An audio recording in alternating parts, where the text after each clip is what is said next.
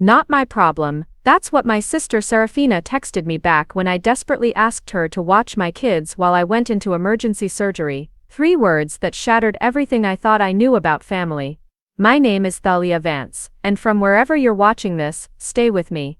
Because that day, staring at my phone screen while sitting in a hospital gown, I realized something devastating. I wasn't just dealing with a medical emergency, I was dealing with the brutal truth that blood doesn't always mean loyalty, and the person I thought would be there when life fell apart had just told me I was on my own.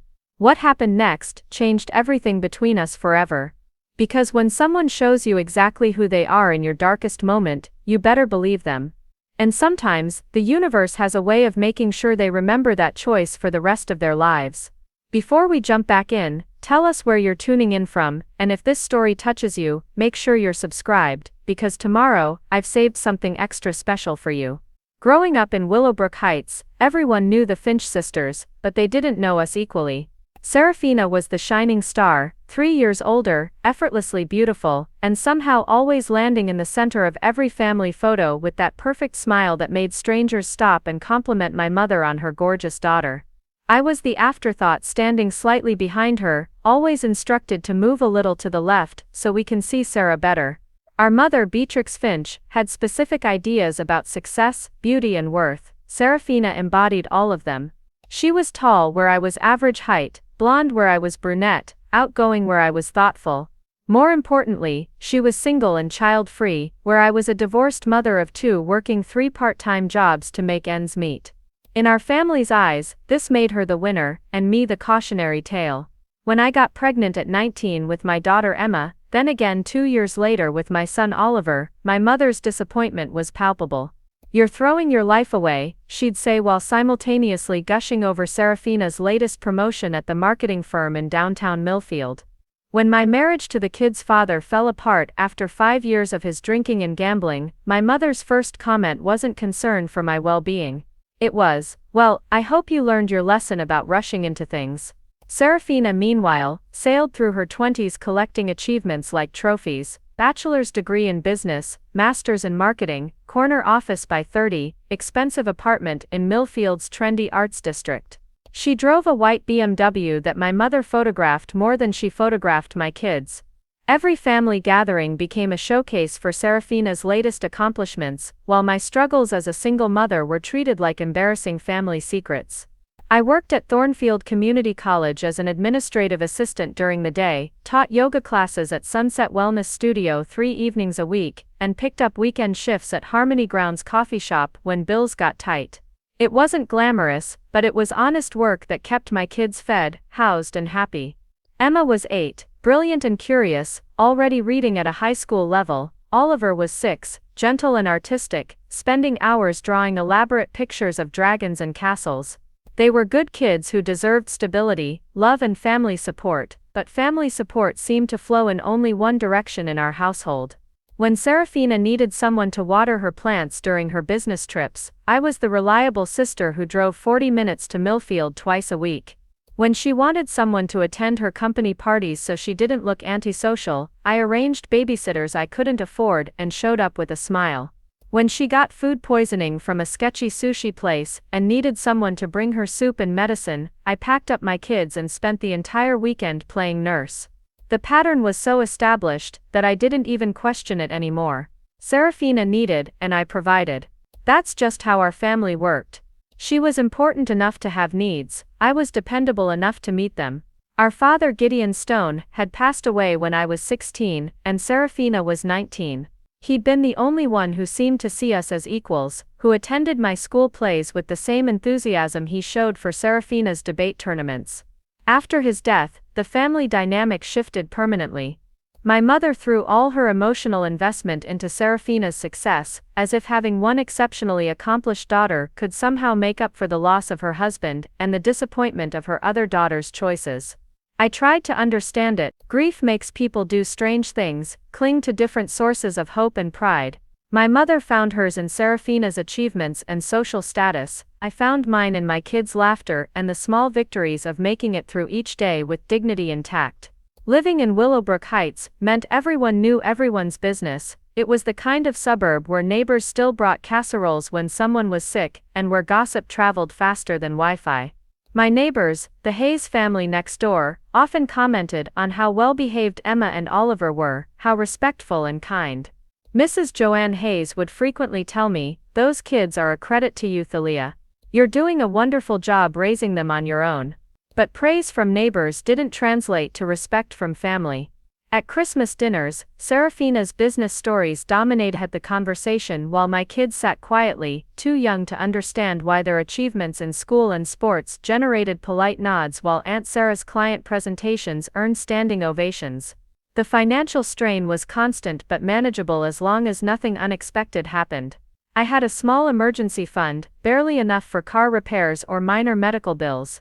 I budgeted carefully, clipped coupons, bought generic brands, and made sure my kids never felt deprived even when I was eating ramen for lunch 4 days a week.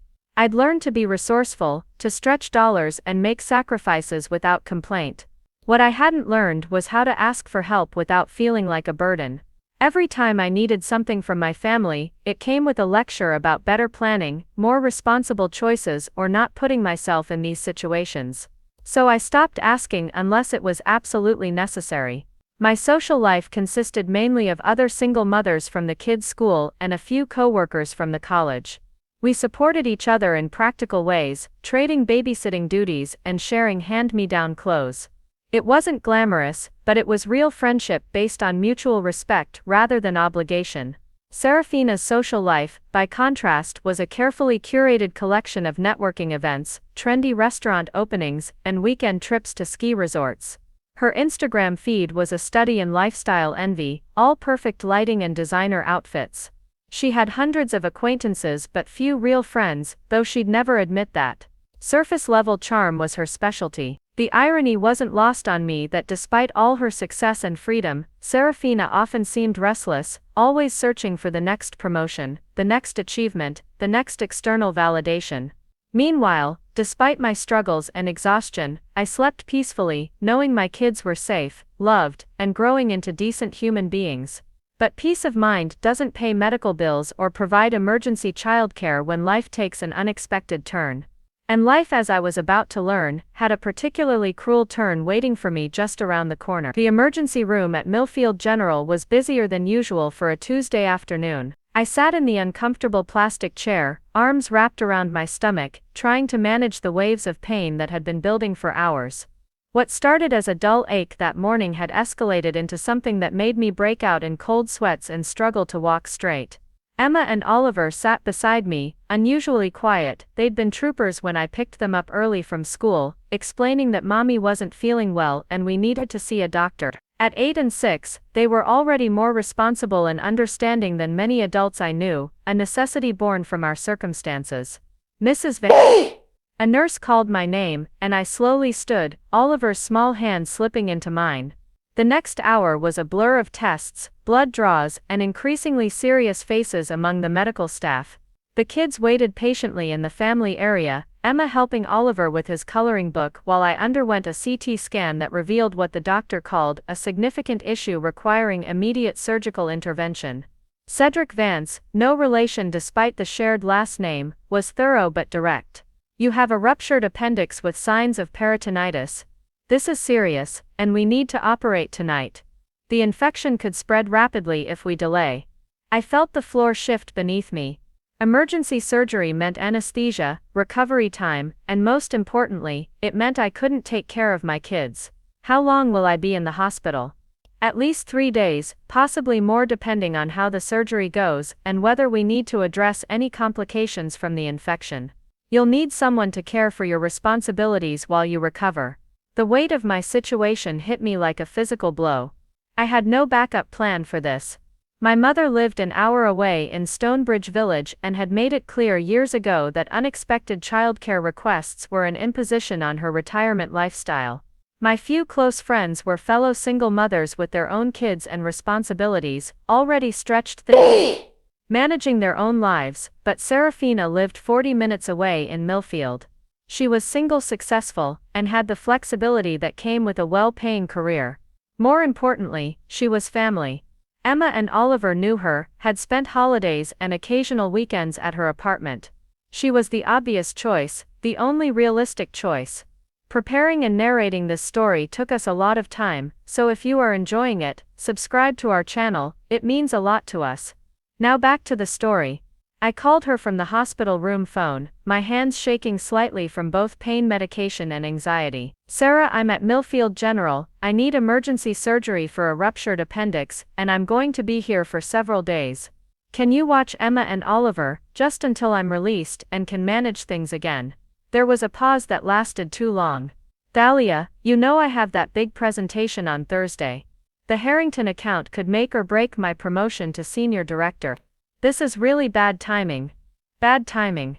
As if I had scheduled my appendix to rupture for her convenience. I understand it's not ideal, but there's no one else.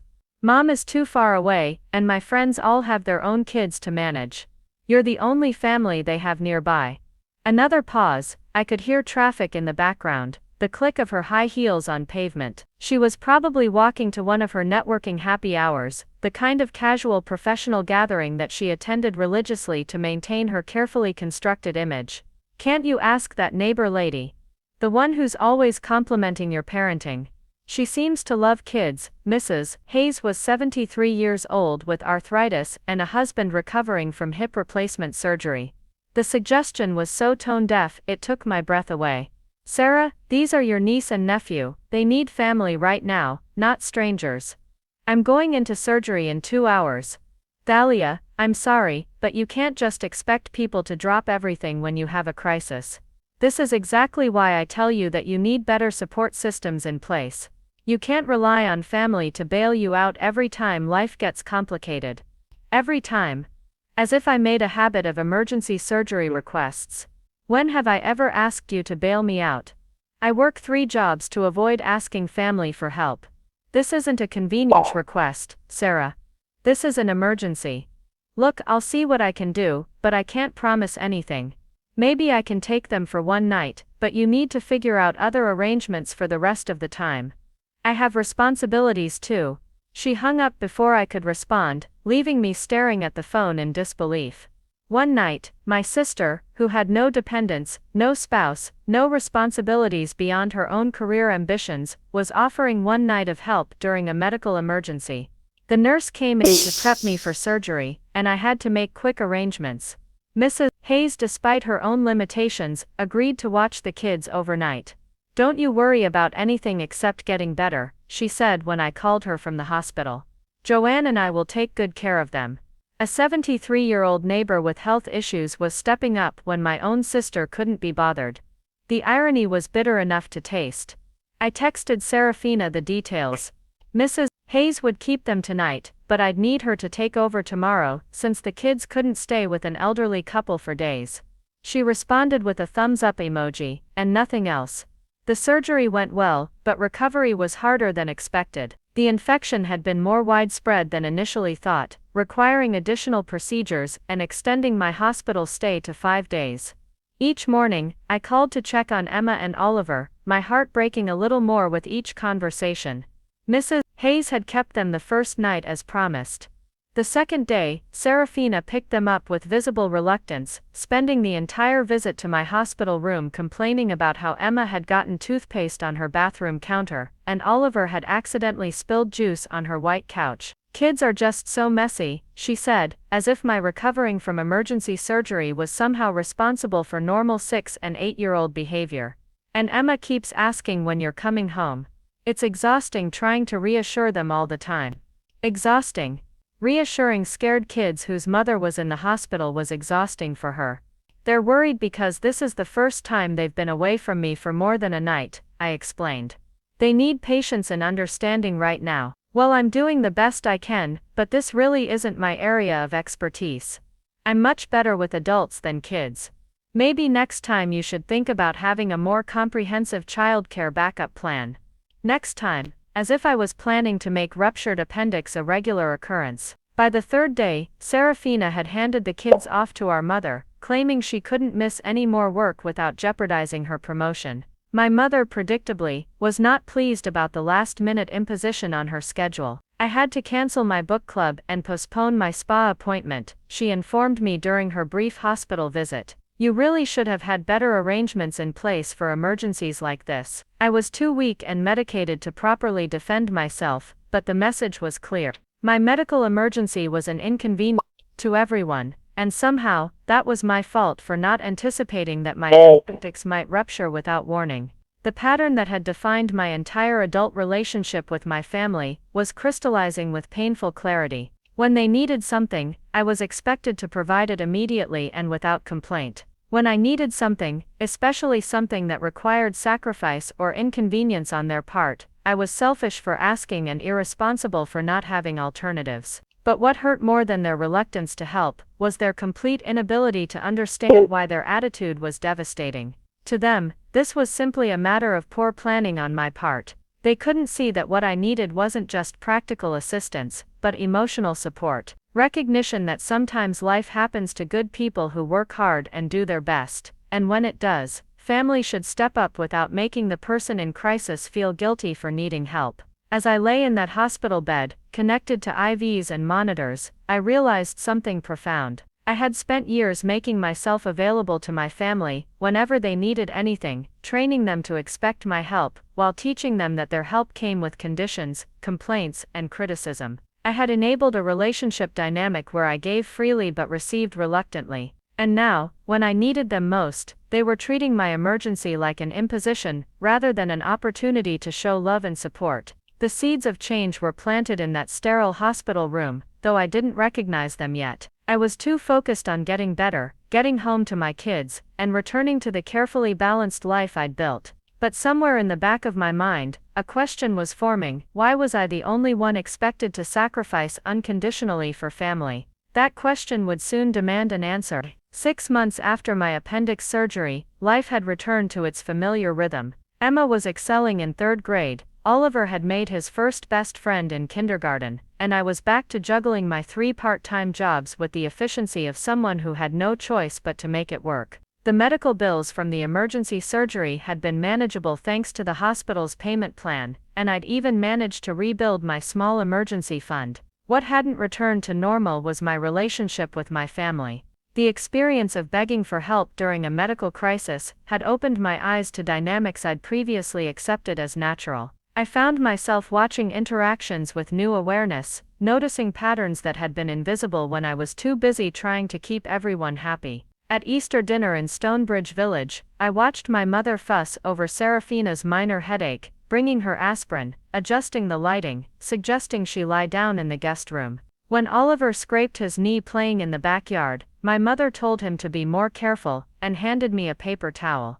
The contrast was impossible to ignore once you started looking for it, but I was determined not to dwell on resentment. I had bigger concerns than family politics. My position at Thornfield Community College was being eliminated due to budget cuts, forcing me to search for new employment while maintaining my other 2 jobs. The timing was terrible, but I approached it with the same methodical determination that had gotten me through single motherhood. I spent evenings after the kids were asleep updating my resume, applying for positions, and networking with former colleagues. The job market was competitive, but I had good references and 8 years of solid experience in educational administration. I felt cautiously optimistic about landing something stable before my position officially ended in 2 months. That optimism was shattered on a Thursday morning in June, when I woke up feeling like I'd been hit by a truck. Every joint ached, my head was pounding, and I could barely swallow past the burning in my throat. I checked my temperature 103.2 degrees. I called in sick to all 3 jobs,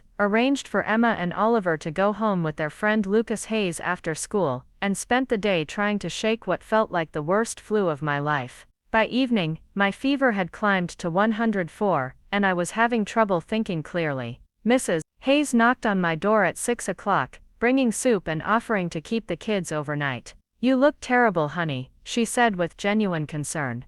"When did you last see a doctor?" I couldn't remember. Since the appendix surgery, I'd been healthy, and with no insurance coverage for routine visits, I avoided medical expenses unless absolutely necessary. But this felt different from a normal flu. My skin hurt to touch, my vision was slightly blurry, and I was having moments of confusion that scared me. "I think I should go to urgent care," I admitted, though the thought of the expense made my stomach clench. Mrs. Hayes insisted on driving me while her husband watched the kids. The urgent care doctor took one look at me and immediately ordered blood tests. Within an hour, I was being transferred to Millfield General's emergency department, with what they suspected was bacterial meningitis. "This is extremely serious, Dr. Aurelia Sterling explained after confirming the diagnosis. "We need to start aggressive antibiotic treatment immediately, and you'll need to be monitored closely for the next several days. Bacterial meningitis can progress rapidly and cause severe complications if not treated aggressively."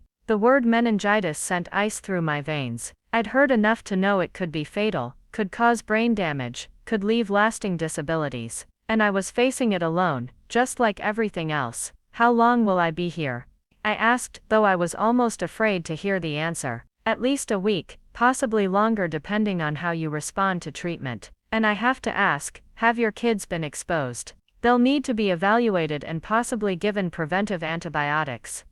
My kids, my babies who I kissed goodnight every evening, who shared drinks and snacks with me, who could be infected with this terrifying disease because of me. The guilt was overwhelming. They're with neighbors right now. What do I need to do? The next few hours were a blur of medical procedures, IV lines, and increasingly serious conversations with doctors. The Hayes family brought Emma and Oliver to the hospital for evaluation, where they were given preventive medications and cleared to go home. Mrs. Hayes assured me they could stay with her family for a few days, but her husband's recent hip surgery and her own arthritis made extended childcare impossible. By midnight, pumped full of antibiotics and steroids, I was coherent enough to face the reality of my situation. I needed help, real help, extended help, the kind that required family to step up in a significant way. I reached for my phone with shaking hands and typed the text that would change everything. "Emergency at Millfield General, diagnosed with bacterial meningitis. Need to be hospitalized at least a week. Need surgery tomorrow. Can someone watch the kids? They've been cleared by doctors but need family care while I recover. Please." I sent it to both my mother and Seraphina, then lay back against the pillows, trying to focus on breathing steadily despite the pounding in my head. Surely this time would be different. This wasn't a routine illness or a minor emergency, this was life-threatening. This was the kind of crisis that brings families together. My mother responded first. "Oh honey, I'm so sorry you're going through this. I wish I could help, but I'm leaving tomorrow for that Mediterranean cruise I booked last year. It's non-refundable, and Gladys has been planning this trip for months. I can't let her down. Maybe Seraphina can help." A cruise. My mother was choosing a vacation over her grandkids during a family medical emergency. The message was so absurd I read it 3 times to make sure I wasn't hallucinating from the fever. Then Seraphina's response came through, and the bottom fell out of my world. "Not my problem. You chose to have kids, they're your responsibility, not mine. I have my own life and career to think about. Maybe this will teach you to have better backup plans for emergencies." I stared at the screen until the words blurred together. Not my problem. 3 words that summed up everything wrong with my family, everything I'd been too afraid or too desperate to admit. My sister, who had no dependents, no spouse, no obligations beyond her own ambition, was telling me that my life-threatening illness and my kids' need for care was not her problem. She was reducing my medical emergency to a lesson about backup plans. The nurse came in to check my vitals, and found me crying. Not the quiet tears of someone who was in physical pain, but the gut-wrenching sobs of someone whose heart was breaking in real time. "Honey, what's wrong? Are you in more pain?" How could I explain that the pain in my chest had nothing to do with meningitis and everything to do with the devastating realization that I was completely alone in the world? That the people who were supposed to love me unconditionally had just told me that my near-death experience was an inconvenience to their social calendars. "My family," I managed to whisper. "They won't help with my kids." The nurse's expression softened with understanding. She'd probably seen this before. Patients facing medical crises without family support. What about friends, church members, anyone else you can call? I scrolled through my contacts with trembling fingers. The other single mothers I knew were barely managing their own situations. My coworkers were acquaintances, not close friends. My neighbors were already doing more than they should. Then I remembered Camille Sterling, a woman I'd met at Oliver's school. She was a divorce attorney who specialized in helping women navigate difficult family situations. We'd talked a few times at school events, and she'd mentioned that she had a support network for single mothers in crisis. I called her at 1 a.m., expecting voicemail, but she answered on the second ring. "Thalia, what's wrong?" Through tears and medication fog, I explained my situation. Without hesitation she said, "I'll be there in an hour. My kids can stay with their dad for the week, and I'll take care of Emma and Oliver. Focus on getting better." A woman I barely knew was stepping up to provide the help my own sister had refused. The contrast was so stark it felt surreal. As I lay in that hospital bed, connected to machines and fighting for my life, I realized that blood might be thicker than water, but kindness was thicker than blood. And I had wasted years trying to extract kindness from people who were fundamentally incapable of providing it. Seraphina's text message had been brutal in its honesty. For the first time she'd shown me exactly who she was without any pretense or politeness. She was someone who would watch me suffer rather than inconvenience herself. Someone who would let my kids go without family support rather than sacrifice a week of her precious routine. Not my problem. Those 3 words were going to cost her more than she could possibly imagine. Because sometimes when you abandon family during their darkest moment, you discover that you've burned a bridge you'll desperately need to cross later. But that lesson was still months away. Right now, I just needed to survive, to get better, and to figure out how to rebuild a life that no longer included people I'd once considered essential. The fever was breaking, but my family ties were shattering beyond repair. Recovery from bacterial meningitis is not just physical, it's psychological, emotional, and spiritual. As the days passed in Millfield General, pumped full of antibiotics that made me nauseous and steroids that left me shaky and emotional, I had plenty of time to think. Too much time, actually. Camille Sterling had been a godsend. She picked up Emma and Oliver from the Hayes family and seamlessly integrated them into her routine. Her own kids, Marcus and Daphne, were close in age to mine, and she had the organizational skills of someone who managed complex legal cases for a living. She sent me daily updates with photos, the kids doing homework at her kitchen table, playing in her backyard, helping make dinner. They looked happy and secure, which was more than I could say for myself. On day 4 of my hospitalization, when my fever finally broke and the brain fog started to clear, I found myself staring at Seraphina's text message again. Not my problem.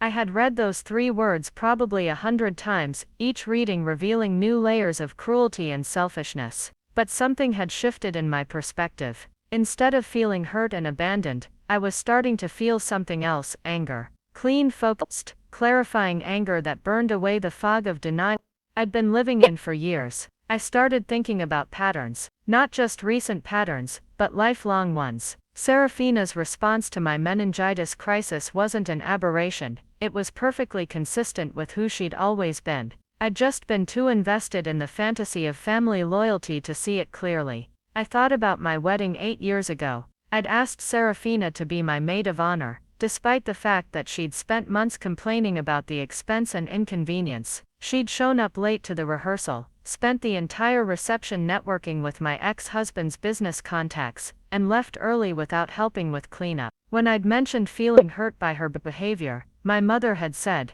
"Sarah's just not very sentimental about these things. You shouldn't take it personally." I thought about Emma's birth. Seraphina had visited the hospital once, stayed for 20 minutes, and spent most of that time on her phone dealing with work emails. When I'd asked her to be Emma's godmother, she'd agreed, but made it clear she didn't want any actual responsibility. "I'm not really the baby type," she'd said with a laugh that wasn't entirely joking. I thought about Oliver's birth 2 years later. Seraphina had been too busy to visit the hospital at all, sending flowers instead with a card that read, "Congratulations on your newest addition. Sorry I can't be there, work is crazy." She'd met her nephew for the first time when he was 3 weeks old, holding him awkwardly for exactly 1 photo before handing him back. I thought about my divorce. When my ex-husband's drinking and gambling finally destroyed our marriage, I'd needed emotional support, practical help with moving, and occasionally someone to watch the kids while I met with lawyers. Seraphina had been sympathetic over the phone but consistently unavailable for actual assistance. "Divorce is so complicated," she'd said. "I'm sure you'll figure it out." I thought about Christmas mornings when my kids would excitedly show their aunt the gifts they'd picked out for her, only to receive lukewarm thanks and immediate redirection of attention to whatever expensive gadget she'd bought for herself. I thought about birthday parties where she'd show up empty-handed, explaining that she'd been too busy to shop, but promising to take the birthday kid on a special outing that never materialized. Pattern after pattern after pattern. A lifetime of my sister taking whatever I offered while giving as little as possible in return. A relationship where I provided emotional labor, practical support, and unconditional availability, while she provided polite conversation and occasional presence when it was convenient. The worst part wasn't even her behavior, it was my enablement of it. I had trained my family to treat me as a resource rather than a person. I had accepted crumbs of affection while providing full meals of support. I had made excuses for their selfishness while holding myself to impossible standards of selflessness. But bacterial meningitis has a way of clarifying priorities. When you're lying in a hospital bed fighting an infection that could kill you or leave you permanently disabled, the bullshit falls away and you see things as they really are. You realize that life is too short and too precious to waste on people who see your love as an obligation rather than a gift. I picked up my phone and started typing a message to Seraphina. Then I deleted it. I typed another one. Deleted it too. What was there to say? That I was hurt. She didn't care, that I needed her. She'd made it clear that my needs were irrelevant, that she was a terrible sister. She'd probably agree and shrug it off as just being practical rather than sentimental. Instead, I opened a new document on my phone and started writing a letter I would never send. A letter that was really for me to help me process the seismic shift happening in my understanding of family and obligation. Dear Seraphina, I wrote. Thank you for your honesty. For the first time in our relationship, you told me exactly who you are without pretense or politeness. You're someone who believes that family loyalty is optional, that love comes with conditions, and that other people's emergencies are opportunities to demonstrate your independence rather than your compassion. You're right about one thing: my kids are my responsibility. But what you don't understand is that family isn't supposed to be a collection of individual people managing separate responsibilities. It's supposed to be a network of mutual support, where we show up for each other during difficult times, not because we have to, but because we want to. You've shown me that you don't want to. And that's actually a gift, because now I can stop expecting something from you that you're not capable of giving. I can stop making myself available for your needs while pretending that your unavailability for mine is normal or acceptable. I won't hate you for this.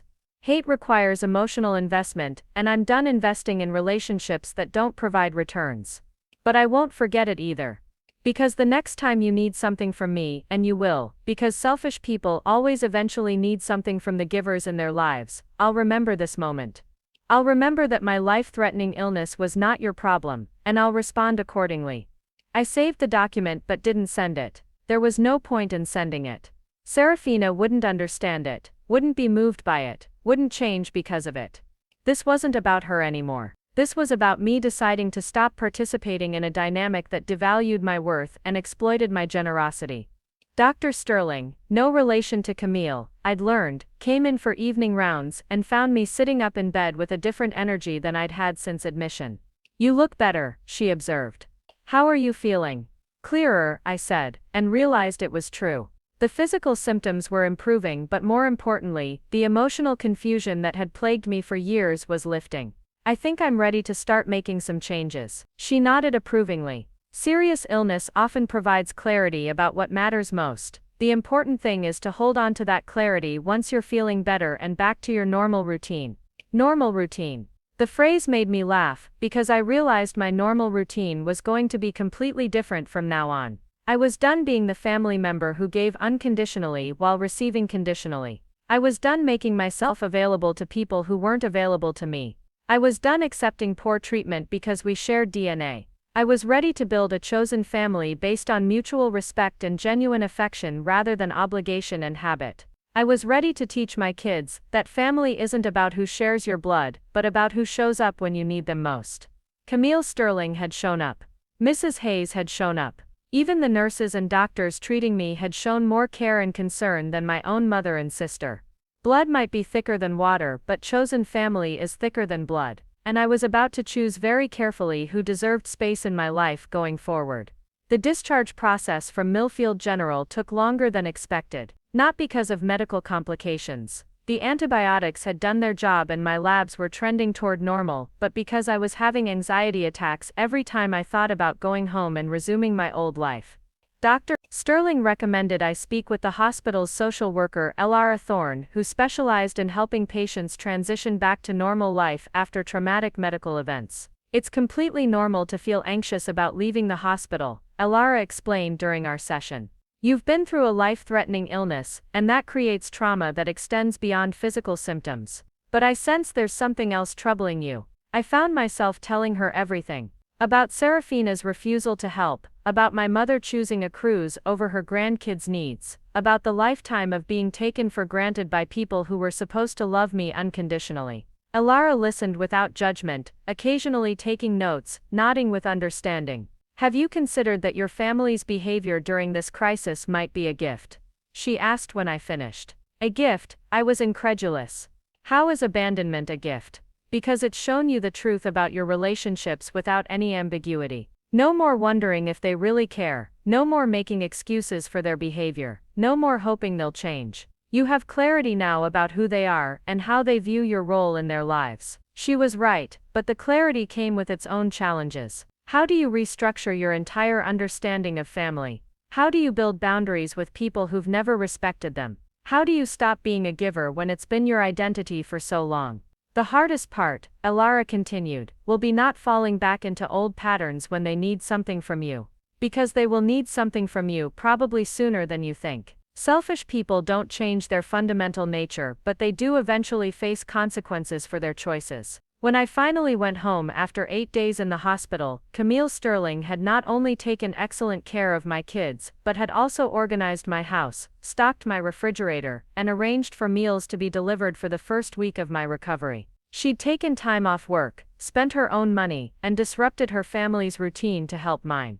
Why? I asked her when she was preparing to leave that first evening home. Why did you do all this for someone you barely know? She smiled, gathering her things. Because 5 years ago, when I was going through my divorce, I was exactly where you are now. Sick, alone, and abandoned by people I thought would be there for me. A woman I'd met at a coffee shop stepped up and helped me through the worst period of my life. She told me to pay it forward when I could.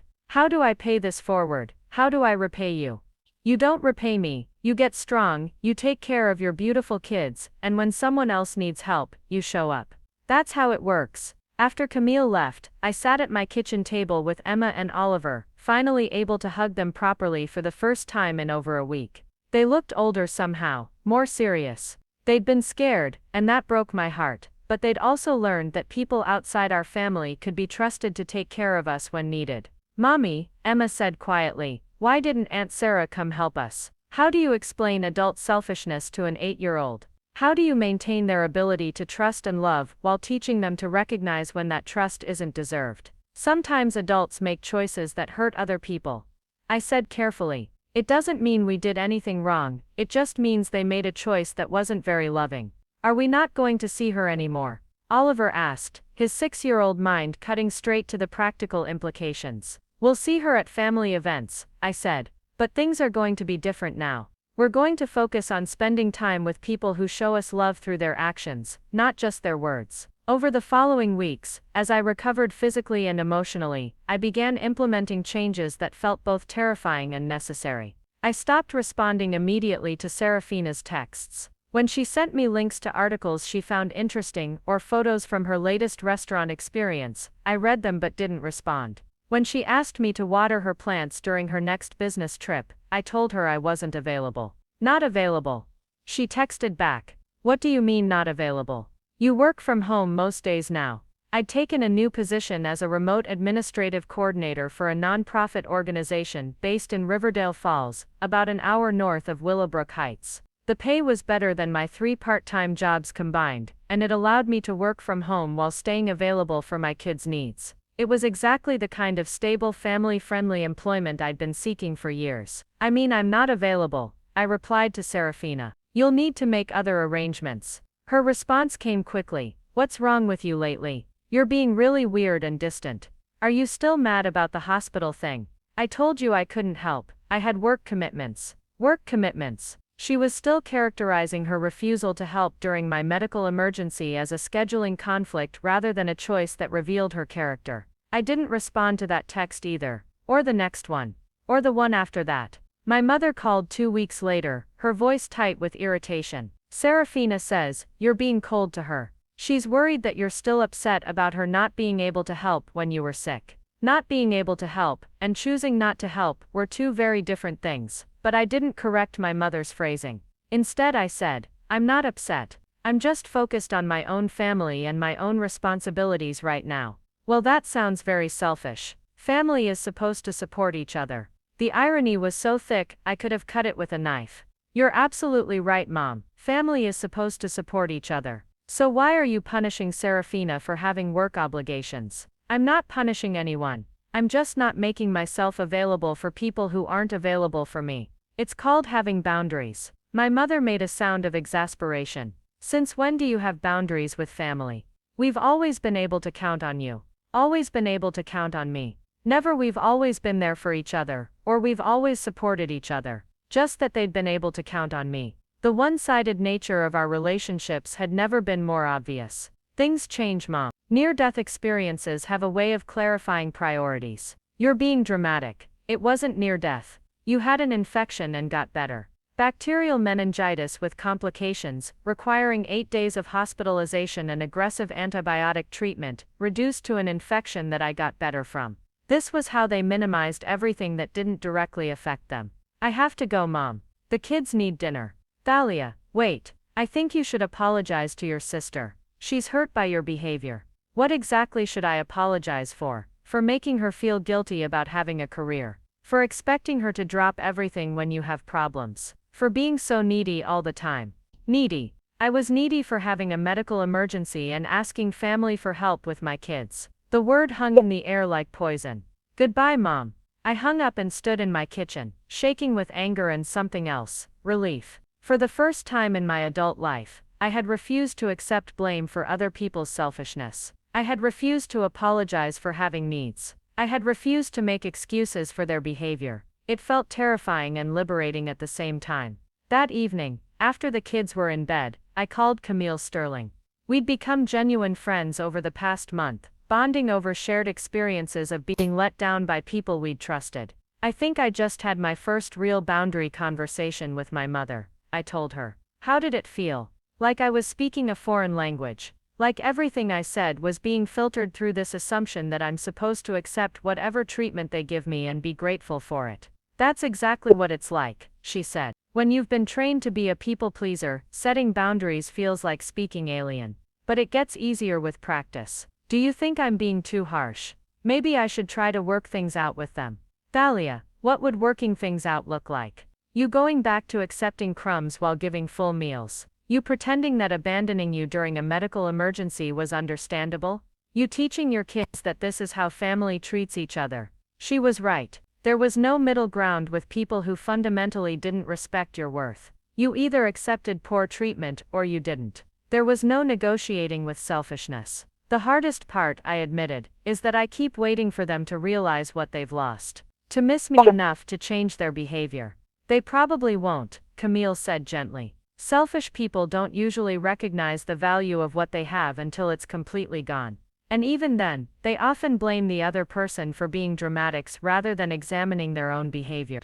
Over the following months, I focused on building a life that didn't depend on my family's approval or participation. I joined a single mother's support group that Camille recommended. I started attending a church in Willowbrook Heights, where the community actually lived their values of mutual support rather than just talking about them. I developed friendships with other parents from Emma and Oliver's school, relationships based on genuine mutual interest rather than obligation. Most importantly, I started modeling for my kids what healthy relationships looked like. They saw me surrounded by people who showed up for each other, who offered help without being asked, who celebrated successes and provided comfort during difficulties. They learned that love was demonstrated through actions, not just words. The holidays were the hardest test of my new boundaries. Thanksgiving dinner at my mother's house in Stonebridge Village, the same gathering we'd attended every year since I was a teenager. But this year, I wasn't showing up early to help with cooking. I wasn't staying late to clean up. I wasn't managing everyone else's comfort while ignoring my own. Seraphina was there, of course, regaling everyone with stories about her latest promotion to senior director and her new corner office with a view of downtown Millfield. She barely acknowledged Emma and Oliver, who were used to their aunt's indifference by now. "Thalia's been so busy lately," my mother announced during dinner, her tone suggesting this was somehow problematic. "We hardly hear from her anymore." "I've been focusing on work and the kids," I said neutrally, not taking the bait to provide entertainment or justify my choices. "She's become very independent," Seraphina added, and something in her tone made me look up from my plate. She was studying me with an expression I couldn't quite read. Not anger, exactly, but something sharper than curiosity. After dinner, she cornered me in the kitchen while I was helping with dishes. "Old habits die hard. You've been different since you were sick," she said without preamble. "Different how?" "Distant. Cold and like you're angry about something but won't say what." I considered my response carefully. Part of me wanted to lay out exactly what I was angry about, to detail every slight and every moment of selfishness. But what would be the point? She'd either deny it, minimize it, or blame me for being too sensitive. "I'm not angry," I said finally. "I'm just focused on different priorities now." "What's that supposed to mean?" "It means I'm putting my energy into relationships that are mutual rather than one-sided." Her eyes narrowed. "Are you saying our relationship is one-sided?"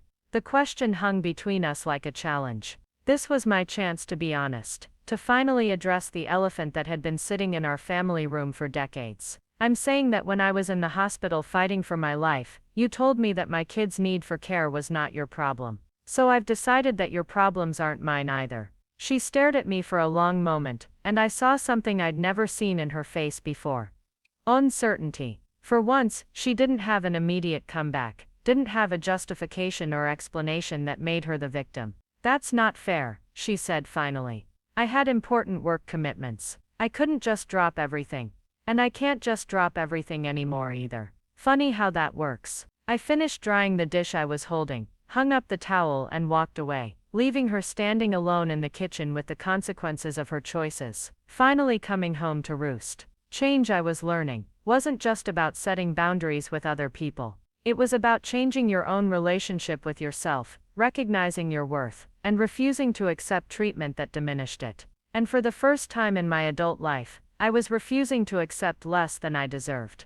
But the universe, it seemed, was just getting started with the lessons it had to teach the Finch family about the difference between taking and giving, between entitlement and gratitude, between selfishness and love. The real test was still coming. 18 months after my meningitis diagnosis, I was living a life I barely recognized. Not because it was dramatically different on the surface. I still lived in the same house in Willowbrook Heights, still drove the same reliable Honda Civic, still made my kids' lunches every morning before school. But everything underneath had transformed so completely that I sometimes felt like I was inhabiting someone else's life. The remote position with Harmony Foundation, a nonprofit focused on supporting single-parent families, had evolved far beyond what I'd initially been hired to do. What started as administrative coordination had expanded into program development, grant writing and community outreach. My supervisor, Dr. Lucian Shaw, had recognized my unique perspective as someone who'd actually lived the challenges our organization was trying to address. "You don't just understand our mission intellectually," he'd told me during my 6-month review.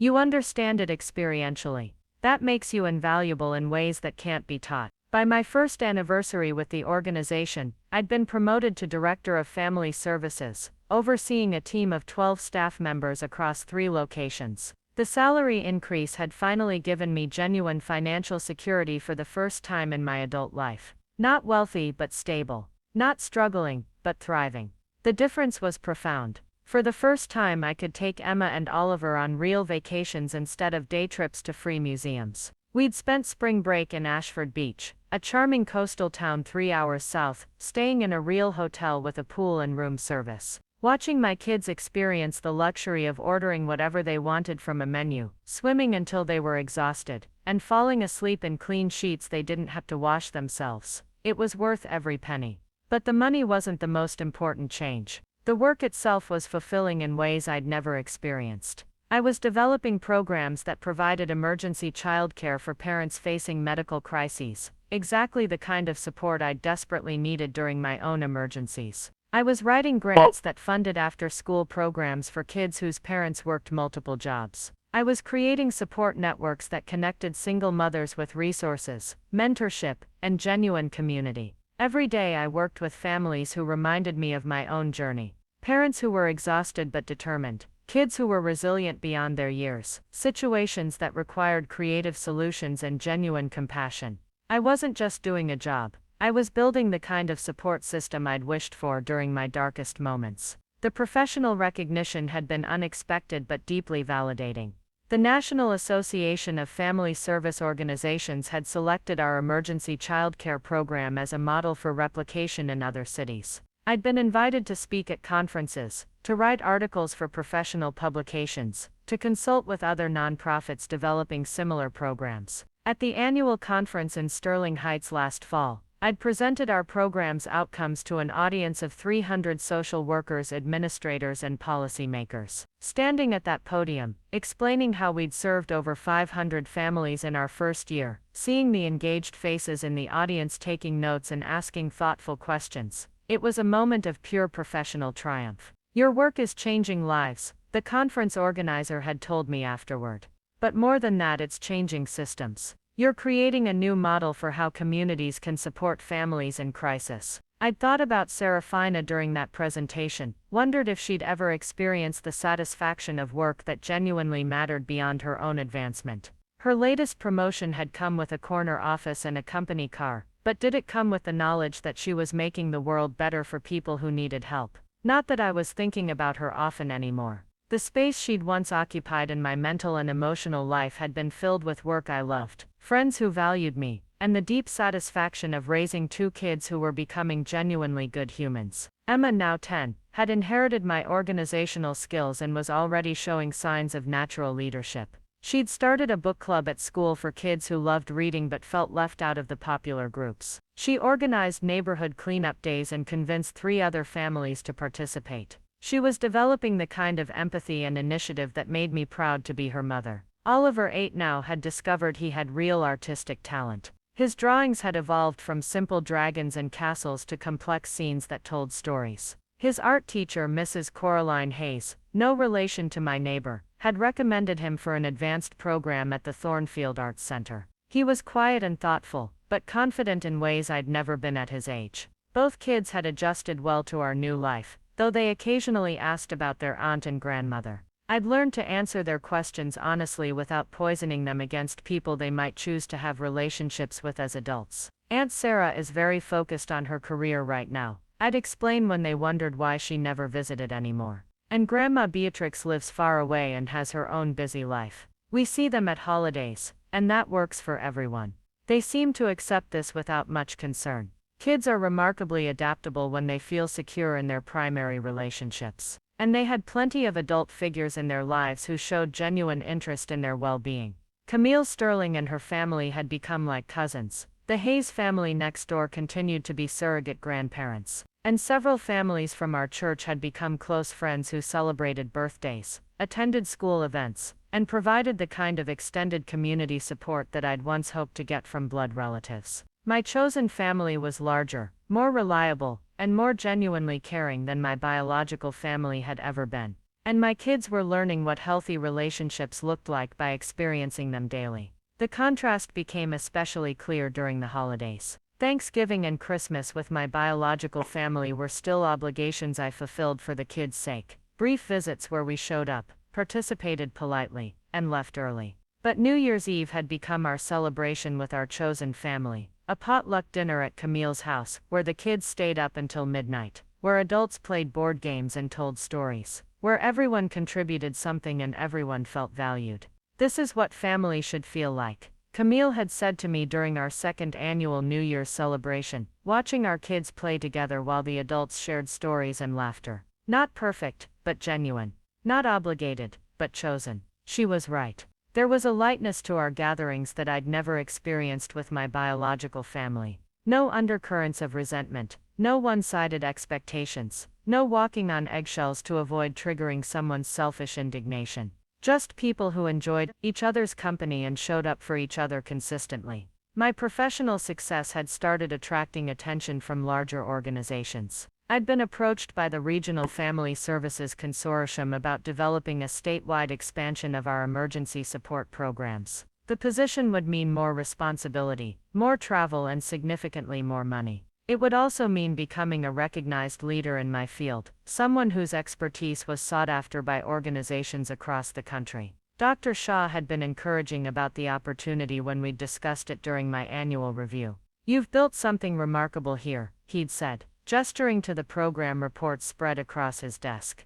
"But you've also proven that you can scale success, not just achieve it locally. The consortium would be lucky to have you, and frankly the field needs people like you in leadership positions. People like me, single mothers who'd lived the challenges we were trying to address. People who understood that families in crisis needed practical support, not judgment. People who knew the difference between charity, which maintains power imbalances, and community support, which recognizes mutual human dignity." I hadn't made a decision about the consortium position yet, but the fact that it was even being offered felt like validation of the path I'd chosen when I decided to stop accepting poor treatment from people who claimed to love me. Setting boundaries with my family hadn't just improved my relationship with them, it had freed me to invest my emotional energy in relationships and work that actually valued what I had to offer. When you stop wasting time trying to earn love from people who aren't capable of giving it freely, you discover how much energy you have available for people and purposes that appreciate your contributions. The financial security, professional recognition, and personal fulfillment I was experiencing weren't accidents. They were the natural consequences of making choices based on self-respect rather than obligation, of surrounding myself with people who supported my growth rather than people who benefited from my diminishment. But perhaps the most satisfying change was the most subtle one. I no longer spent mental energy wondering what my family thought about my choices. I no longer crafted conversations in my head, imagining how I'd defend my decisions to them, or explain my success in ways they might understand. I no longer felt the need to prove anything to people who'd never been interested in seeing my worth. I'd learned the profound peace that comes from living according to your own values, rather than constantly trying to earn approval from people whose values are fundamentally different from yours. That peace was about to be tested in ways I couldn't have imagined. It was a Thursday afternoon in March when I got the call. I was in my home office, reviewing grant applications and preparing for a conference call with potential funders, when my phone rang. The caller ID showed my mother's name, which was unusual. She rarely called anymore, and when she did, it was usually to ask me to accommodate some request or plan of Seraphina's. "Hi Mom," I answered, continuing to type notes on the grant application. "Thalia, I need to talk to you about your sister." Her voice was strained in a way I'd never heard before, not angry or disappointed, but worried. Actually worried. I stopped typing. "What about her? She's been having some problems at work, some kind of investigation or audit. She's very stressed about it, and I think she might need some help." Help. The word hung in the air between us, loaded with years of history and irony. "What kind of help?" I asked carefully. "I'm not sure exactly. Something about legal advice maybe, or just someone to talk to who understands business things." "You work with organizations and paperwork and regulations now, right?" My mother's understanding of my work was vague at best, but she was clearly grasping for connections between what I did and what Seraphina might need. "Mom, what exactly is happening with Sarah?" There was a long pause, and I could hear my mother struggling with how much to reveal. She'd always been protective of Seraphina's image, reluctant to admit when her golden daughter wasn't as perfect as she liked to pretend. "There's been some kind of complaint filed against her company. Something about misusing client funds or incorrect billing practices. Sarah says it's all a misunderstanding, but her job might be in jeopardy. She's been calling me every day, crying, saying she doesn't know what to do." Crying. Seraphina, who prided herself on being tough and independent, was crying to our mother about work problems. The sister who'd told me that my medical emergency was not her problem was now falling apart over professional difficulties and looking for family support. "I'm sorry to hear she's struggling," I said, and I meant it. I didn't wish suffering on anyone, even people who'd caused me suffering. "Could you maybe call her, or meet her for coffee? I think it would help her to talk to someone who understands workplace situations." The request was phrased as a suggestion, but I could hear the expectation underneath it. This was how things had always worked in our family. When Seraphina needed something, everyone else was expected to provide it. Mom, have you suggested that she consult with an employment attorney? If there's a genuine legal issue, she needs professional legal advice, not family counseling. She's already talked to lawyers. But you know how she is, she needs emotional support too. She's always looked up to you. Always looked up to me. This was a revision of history so dramatic that I almost laughed out loud. Seraphina had never looked up to me. She'd looked down on me, looked past me, looked through me, but never up to me. Mom, I'm sure Sarah will figure this out. She's always been very capable of handling her own problems. Thalia, she's family. When family members are in trouble, we help them. When family members are in trouble, we help them. The statement was so breathtakingly hypocritical that I had to set down my pen and focus on breathing steadily. That's an interesting perspective, Mom. What do you mean? I mean that when I was in trouble, when I had emergency surgery, when I was hospitalized with meningitis, when I needed family support during medical crises, Sarah made it very clear that my problems were not her problems. That's different. She had work commitments, and I have work commitments too. Important ones, commitments to families who depend on the programs I manage, to staff members who count on my leadership, to funders who trust me to use their money responsibly.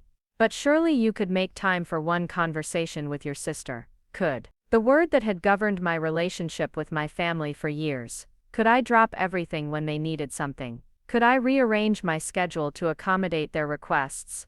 Could I put their needs ahead of my own well-being?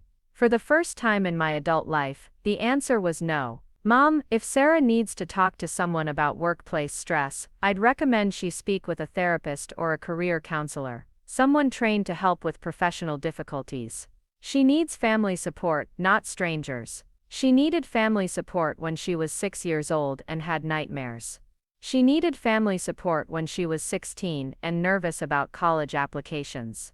She doesn't need family support now, she wants it. And there's a difference between needing something and wanting it. My mother was quiet for a long moment. Then in a voice tight with anger she said, I don't understand what's happened to you, Thalia. You used to be so caring, so willing to help. Now you're cold and selfish. Cold and selfish, for having boundaries. For applying the same standards to family relationships that I applied to every other relationship in my life. I'm exactly as caring as I've always been, Mom. I just care about different people now. People who care about me in return. Your sister cares about you. No, Mom, my sister tolerates me when it's convenient, and ignores me when it's not. That's not caring. That's using. I could hear her sharp intake of breath. How can you say such terrible things about family? I'm not saying terrible things, I'm stating facts. When I needed help, Sarah said it wasn't her problem. Now that she needs help, it's suddenly everyone's responsibility to drop everything and support her. Do you see the double standard there? That's not how family works. You're right, that's not how family works. That's how exploitation works. And I'm done participating in it. The silence stretched between us, filled with years of unspoken resentment and finally acknowledged truth.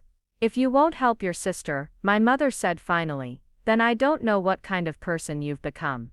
I've become someone who helps people who help others. I replied, someone who invests in relationships that are mutual rather than one-sided. Someone who recognizes her own worth and refuses to accept treatment that diminishes it. Your sister is in crisis.